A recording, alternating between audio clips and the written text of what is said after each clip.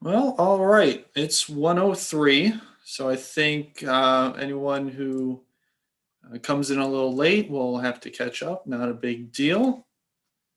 First, I guess we'll go over a few housekeeping rules. You are all muted. That way, there's no inadvertent noise or sound during the presentation. I appreciate that. If you want to ask a question during the presentation, there's a chat box at the bottom of the screen.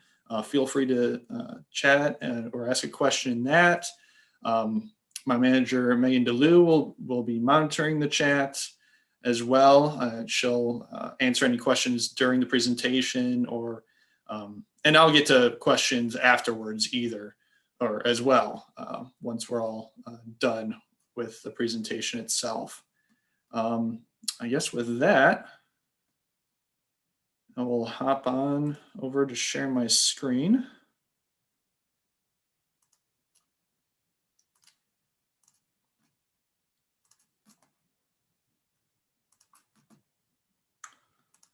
Get in the right mode here. All right, there we go. Just minimize this a little bit. All right, I think we're all set. Welcome everyone to Land Management for Any Property. I'm your host, Nick Mashinsky. I'm the local meat technician for the Washtenaw County Conservation District. Today, we're gonna discuss land management planning.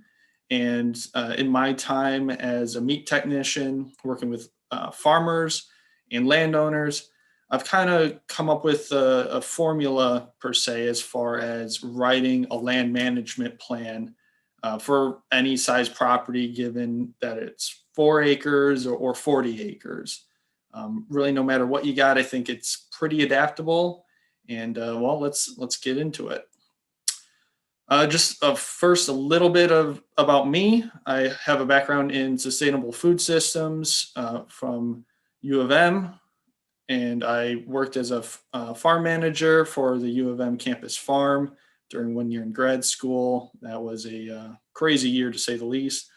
Been a meat technician for over 4 years now. When I first started after graduating, I was down in Lenawee County, and then I moved back to Washtenaw, just a lot closer for me, living wise and driving wise at the time. So it's good to be back in the county here. So a little bit about my program that I'm a technician for, the MEAP program. It stands for the Michigan Agricultural Environmental Assurance Program. And what it basically is, it's a program to assist farmers and landowners in reducing any environmental concerns on their property. It's free and voluntary and also completely confidential, which a lot of farmers love. And it's really about promoting good stewardship on land, addressing any environmental risks that people may have.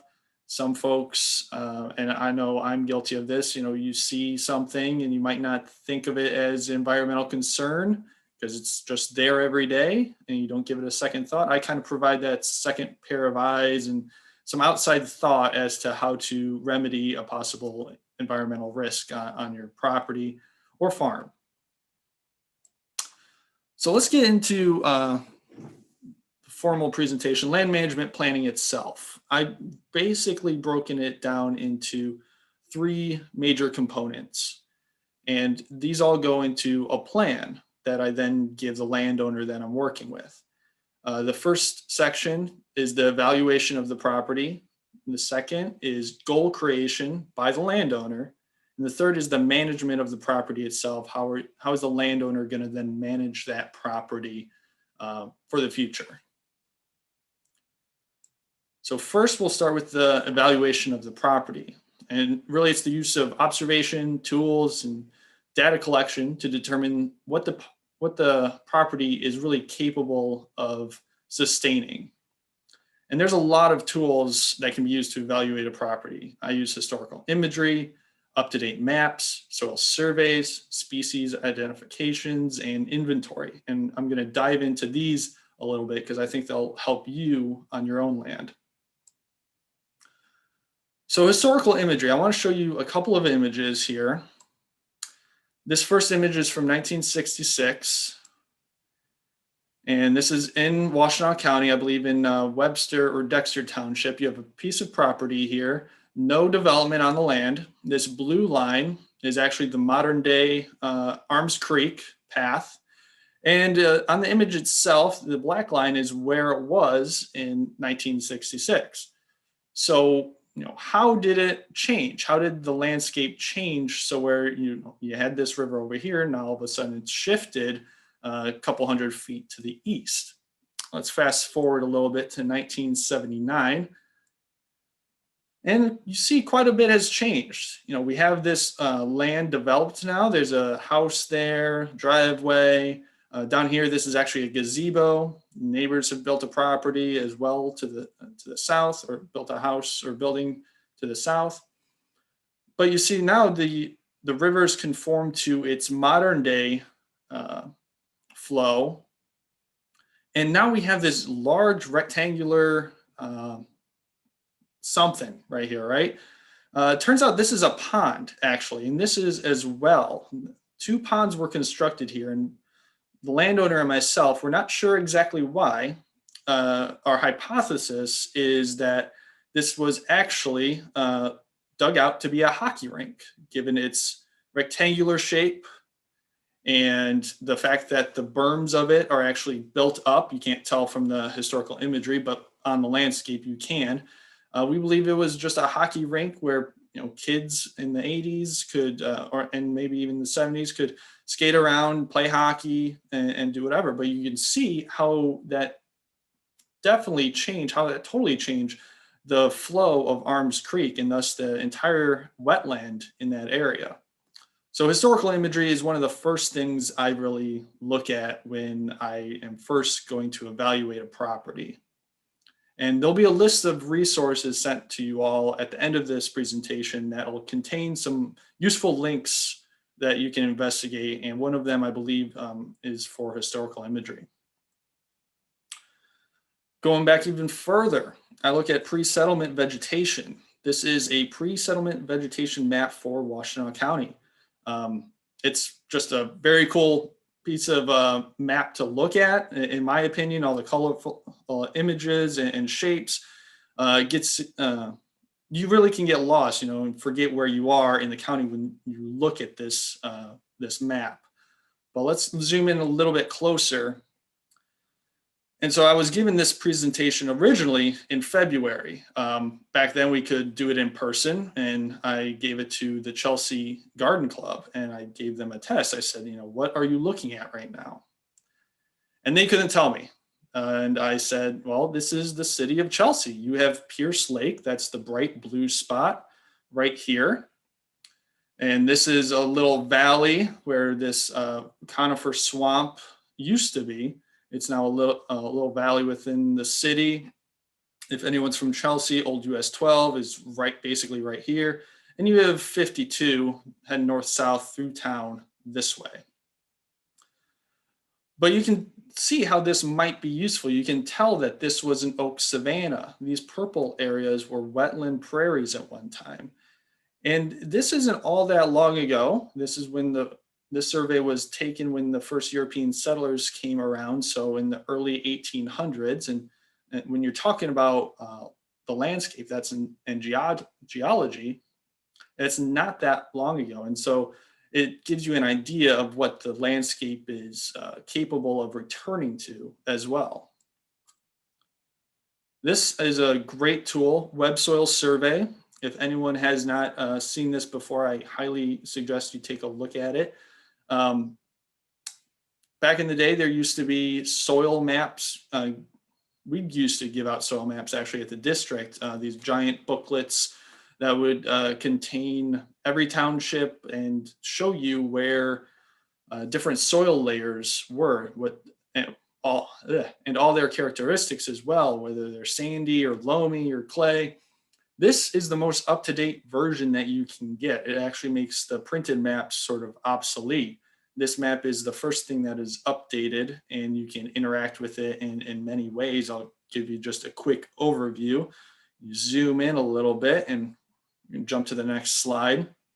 You can see I selected this field right here, just because fields are nice and easy to determine on the landscape. And you can see that these acronyms correspond to different soil types. You have Blount loam, Conover loam, Glenwood loam, Morley loam. And so that's great, cool. You can see what type of soil that is, but what does this all mean? What do the soil types actually mean? Well, if you were to click on the map unit name of a particular soil, you'd come up with some descriptions, which this is where what you really want to look at. You can see how it was formed. It was more rain. So when the glaciers came through, it deposited soil in this certain strip of land. And, that's why you get this sort of loamy texture. But it's only loamy in the top part. You get a little bit of clay as you go deeper. I always find this very useful. Is it poorly drained or not? This one is somewhat poorly drained and the runoff is very high, or it has a high potential of runoff on this particular piece of soil. So this is extremely useful when you're talking about planting, what you want to plant in terms of a tree or any other sort of vegetation. It'll give you an idea of what the roots will be getting when they're in that soil.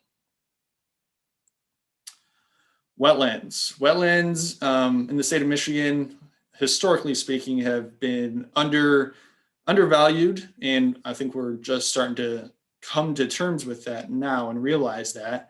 And so the state of Michigan has a wetlands map that will say, okay, this is certainly a wetland, and you can tell this certain projections a little off, but we have a wetland here on this part of the property, as well as up here.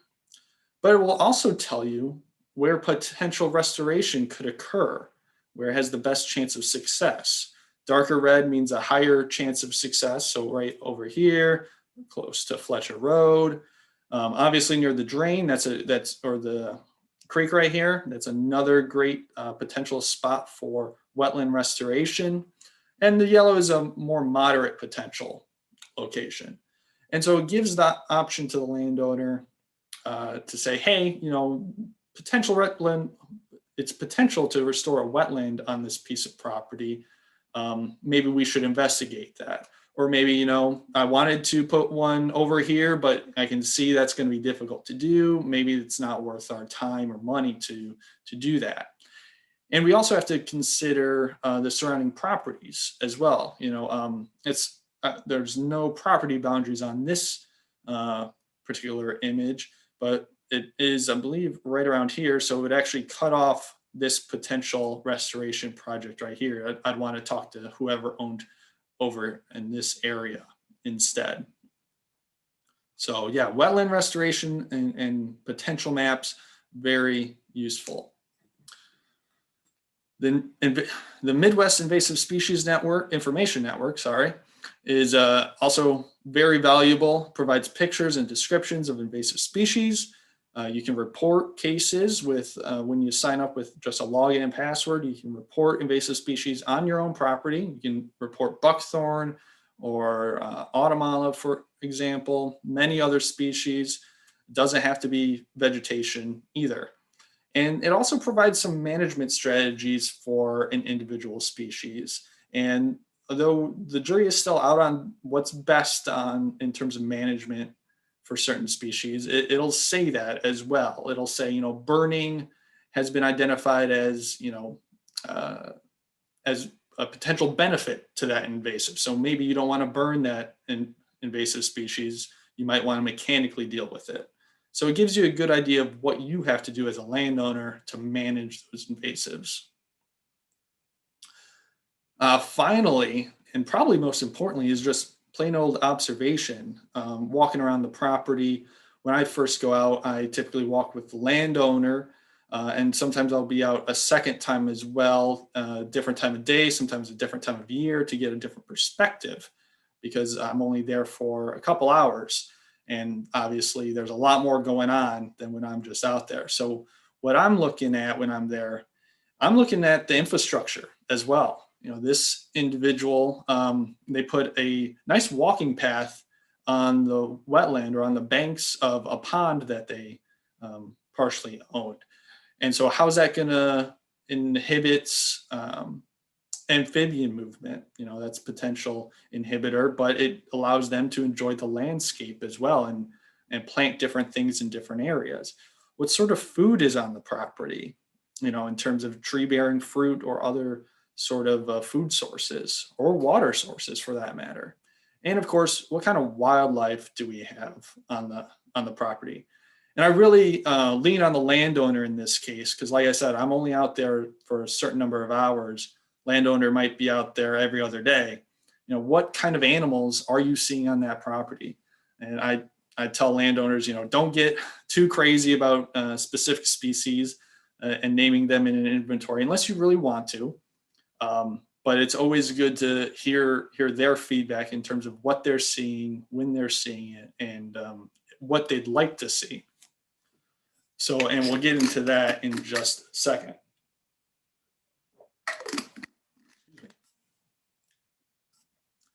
So the goals of the landowner, this is step 2, and this is very important as well. Arguably the most important step for this process. Every landowner I have found has an idea of what they want to do on their landscape. And this is even before they contact me. They already have an idea of what they'd like to do on their property. It's if they are able to do it. You probably have an idea of what you want to do on your property. I have a bunch of ideas of what I want to do on my property, but my wife sometimes overrules what I like to do on my property, so that's okay. Some goals, though, are not realistic.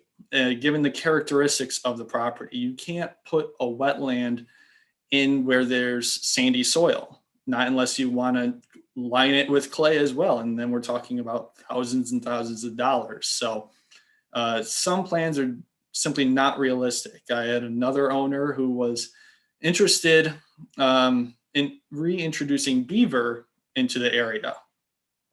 And I talked to a wildlife biologist and told him the situation. He said, you know, the DNR is not going to let you do that because you have a drain right here that, you know, serves more than just that landowner. And the beaver is going to dam up that drain and it's going to flood those fields. And there's going to be a lot of issues along with that. So we had to eliminate that goal, which the landowner was understanding about. It wasn't a primary goal of theirs, but a goal nonetheless. And I really work with the landowner to discuss the goals and explore what is possible on the property. The example that I just gave is a perfect one for how I do that. I have the landowner really write out their goals. I'll look them over. I'll consult some people. I'll consult my resources, and I'll get back to them. And then we'll have a discussion about, you know, what's realistic and what's not. So we have our goals. We've determined what our goals are. Next is how are we going to achieve those goals? And so we want the right management techniques that will achieve the goals that were set. And that's why it's important to have realistic goals and to have a realistic path to achieve them. And there's a lot of things to consider when having this discussion with the landowner in terms of management. These are just a couple of questions to consider, or that I ask rather, for the landowner. You know, are they able to perform the tasks needed for management? Are they going to go in and cut that buckthorn, or are they going to apply pesticides to it? Are they not going to apply any pesticides? Will they hire someone to install trails and such on their property? Do they have the money to do that? What's their timeline as well? What's a goal they'd like to see done in the next couple years as opposed to the next 10 years? And I go even farther. A lot of the folks I deal with, that they're retired, and I ask them, what's their plan long term for the property, even after they're gone, even if they're not owners of the property anymore. And some of them have thought about that as well, and talked to family and friends about that. And it's not, the most comfortable conversation, but we all have to realize that this, even though we may be gone, the land is still going to be here. And so who's going to take care of that? And if you want your goals to succeed And to be there for as long as possible, you really want to consider past your own lifetime. And so the management is really a guide to your goals. It's going to tell you what plants to consider. I'll have a list of plants, and sometimes, many times rather, it's in the appendices, some of these things. How to best handle an invasive species, how to restore or maintain a habitat, who to consult for a certain project. I'll have contractors potentially in there as well that you may want to consult for a wetland restoration or burning, for example. And of course, where to find additional resources as well. Again, these are mostly in the appendices. The plan itself, the written portion, takes only about 10 pages, but the appendices I've had with all this information, with maps, I've had it run well over 100 pages sometimes. There's a lot of information that I hand over to the landowner to help them manage their property. So sort of in conclusion, I like this quote by Dwight Eisenhower. In preparing for battle, I have always found that plans are useless, but planning is indispensable. So the thing with land management planning is you're going to come to a point where something gets in the way. 2020 is a perfect example of something that has gotten in the way of everyone's plans. But working out through those problems and being adaptable is what's really key. We can plan for everything, but something may disrupt your timeline, or something may come up. You may find yourself that you do actually want to hire someone to burn instead of you mowing something over and trying to restore it yourself. And that's okay. These are meant to be living documents. The landscape's a living environment, and so should the documents that the plan represents. It's extremely fun to do. I have a blast working with the landowners and seeing different properties, seeing what they've done already, because many times this isn't a virgin property that I'm coming into. Many times the landowners have put some effort in already, but they're looking to do maybe a little bit more. They want some outside opinions as to what they want to do. And they always tend to learn something as well. They always say, I didn't know this about the property, or it's really interesting that this used to be a Christmas tree farm. And it's very educational for me too. I always pick up something new from doing this with the landowners. Some landowners are more knowledgeable in vegetation than I am, and I pick up a little bit of something there. Or when I'm consulting my resources, I come across something I didn't notice before. So it's very educational, very fun to do as well. And just want to thank you all for coming today. Again, my name is Nick Mashinsky. I'm with the Washtenaw County Conservation District. And the best way to contact me now is because I'm not always in the office. It's by email, nicholas.mashinsky@macd.org. You can always email me there with your questions or comments, or if you'd like to set up a time for me to come out to evaluate your property and start on a land management plan for you, I'd be happy to do that. And with that, I'll take any questions you may have.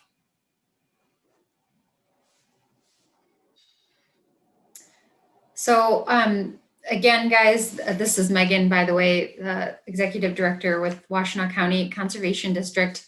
Thank you for being with us this afternoon and testing out our inaugural webinar. Feel free to type in questions in the chat, or if you like, you can put your video on and then I guess raise your hand physically and we can unmute you. I had one, oh, here we go. From Robin, can you comment on how landowners are compensated? What options are there? So you or is through your job at, wait, can you comment on how landowners compensate you? Ah, I see, sorry. Or is it through your job at WCCD? Yeah, good question. Let me open it. No, I don't want to do that. No, great question. It's a free service of the district. It's part of my job and part of my job as a meat technician to go out there and evaluate properties. What happens in terms of meat is you go through the program, and in terms of the land management portion of the program, you need this plan written. That's why essentially when someone reaches out to me and is like, I want to be verified in this forestry system that you have. I say, okay, do you have a land management plan? They say no. Well, the land management plan really is what gets you verified. You need to have that plan in place, and we can get that done, no problem. And the compensation for me is you be getting verified, and that's just a matter of once the plan's done, we bring out a third party associated with MEEP who can just verify that we did a good job writing that plan, and your intentions are to implement that plan onto your property, and that takes just another visit. So that's really my compensation, is for the landowner to be open to having their property verified by the MEEP program. So yeah, it is. It's not a fee for service. It's part of a service that we offer as the conservation district, and it's really first come, first serve. So Nick tries to work with everyone who requests assistance. Next question, Doug, is there a minimum parcel size to have a land management plan? great question. No, there's not a minimum parcel size, though there is a little bit of a caveat. For MEEP purposes, and this is to provide proper forestry guidance and health, they advise anyone who has over 10 acres of forest to look into getting a forestry management plan. And that's because a forester is much more qualified than myself in terms of evaluating the health of your woodlot or forest. They can tell which trees need to go, which ones are inhibited by another, possibly which ones could be harvested if you want to potentially get an income from harvesting a tree or several trees.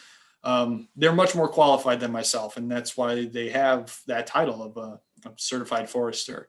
So that's a real caveat. I can only do land management plans for those under 10 acres of forest land.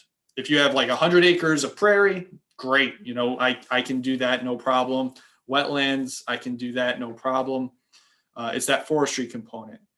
If you get that forestry management plan written and done, that can substitute for your land management plan pretty much, and we can still get you verified in the MEEP program with that forestry plan. So, and that plan will cost you money, and that's based on the forestry plan writer. And we have some in the area that can certainly do that. I'll continue reading for you. Is there a fee structure for Nick's consultation? I think we addressed that. Where does a forest management plan come from? Is there a resource? What if we have 50% forest or on, say, 50 acres? Yeah, so you would definitely need, in that case, a forestry management plan. And the district, Washtenaw County Conservation District, does have a sheet of paper or list of contractors that can write those forestry management plans. They're certified already.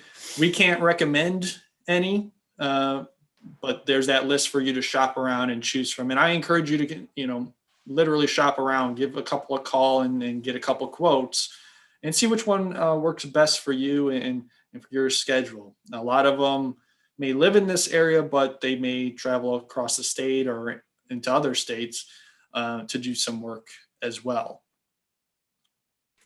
I'll include our list of foresters as an attachment when I send out your list of links, Nick. So it's easy to access for everybody. and I apologize if I missed this, Nick. My dogs were barking, so I muted. A forest management plan, also there's another option if you wanted to go through the the NRCS, the Natural Resources Conservation Service, correct? Did you mention Farm Bill programs potentially? Yes, they can provide cost share dollars to get a plan written. Takes some time to go through the application as well. So keep that in mind if you decide to go that route, but they'll essentially provide you with cost share dollars to then hire a forester. And we can also connect you with, we have a conservation technician in our office, Erez Brandvain, and he can walk you through that process and how to get started as well. And Nick, can you type your email address for everybody in the chat box too? What aspects of this program make confidentiality an option? I guess I don't quite understand the question. It's written into law, basically, for this program. When the Governor Snyder wrote this program into law, that your information is never shared with the public unless you want it to be.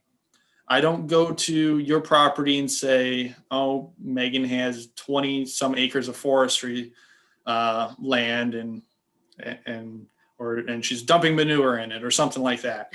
That's not my job. My job is to help you fix any problems that you have on your property, known or unknown, and my job is not to tattletale on you to the state or anything like that. If I do that, one, I lose my job. Two, I could be sued. And I don't like to be sued. Yeah, I think the intent is just so that people feel comfortable opening up their properties for a MEP technician to come without feeling like, in case there's something that they accidentally did wrong, that they're not going to be reported or what have you. But that's a really good question. This is from Scott. I have a lot of damage from deer on my property. Is this something that I can get help with as part of this program? That's really just part of living in Washtenaw County, isn't it? Not necessarily. There is a program. It's not through anything that I do. It's called the Hunter Access Program, and they'll pay you. And I don't think the rate is too high though. They'll pay you to allow hunters to access your property and allow them to hunt on it. And they structure it in a way that, depending on the size of your property, there may be only one hunter allowed on it, or there could be 2 to 3. And you have to check in once you get there, log what you saw, log what you did or taken. That is my solution for deer on your property, I guess, is deer, in my opinion, very overpopulated in the area. So that's the way to deal with them. Unfortunately, outside of the hunter access, are those hunters vetted? I see is your next question. That I don't know. I'd have to consult another source and get back to you on that, Robin. Actually, so I'll provide some information on HAP as well in the links. Yeah, my guess is if you have a license, you're allowed to participate. I don't know if they have to register into that program to necessarily access that property. It's likely going to be local hunters. Someone from another county over, I don't think will make necessarily a trek over to your one property unless your property happens to be on the county line. But there's a couple properties like that in Lenawee County, and so it's been quite a few years since I've come into contact with that sort of thing. But it is an option, I know.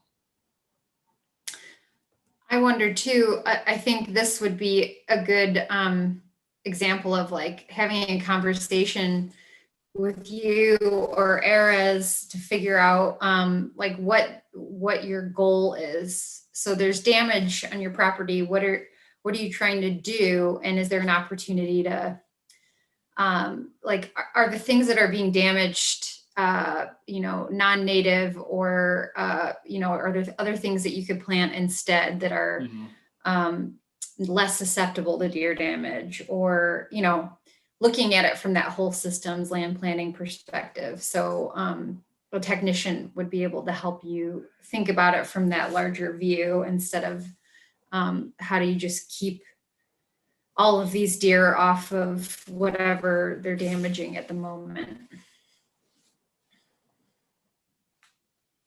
Good questions. Any other questions? Oh, I had one earlier, the wetland slide that you put up. Was that part of the resource where you showed the different colors indicated better application of resources? Was that on the soil map website? No, I believe that's Eagle's website. Okay. It should be on the resources, and that's just, I think, based on soil type, not that it has a higher chance of success, and so therefore it might be a better investment for your resources than say going out into the middle of a drier spot, I guess. So. Okay.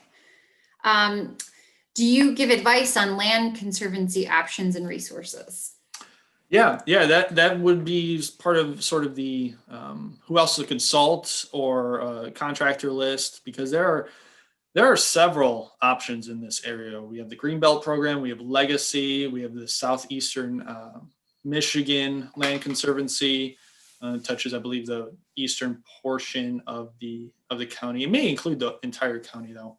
Certain townships have their own easement programs, and so there's a lot of options out there. It all is sort of site specific, and also what funds they have available. They have their own ranking systems as well. So there's a lot out there.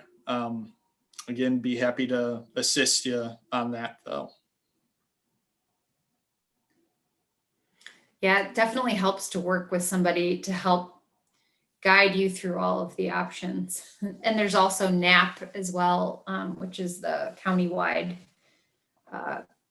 millage that is allocated and often paired with a lot of these other funding pools.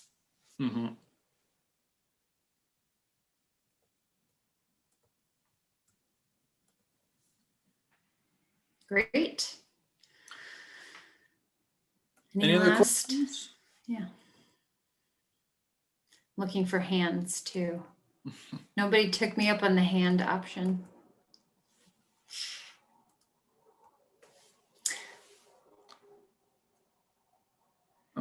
Great. We will be in touch. This is a great resource. Thank you.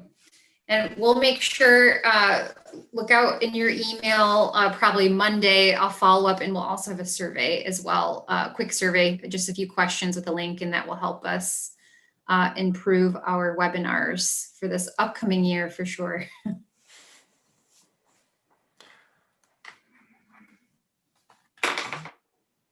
Well, thank you everyone for attending, and stay dry. I know we're going to get some weather tomorrow, and have a great weekend and happy holidays. Thanks, Nick. Thank you.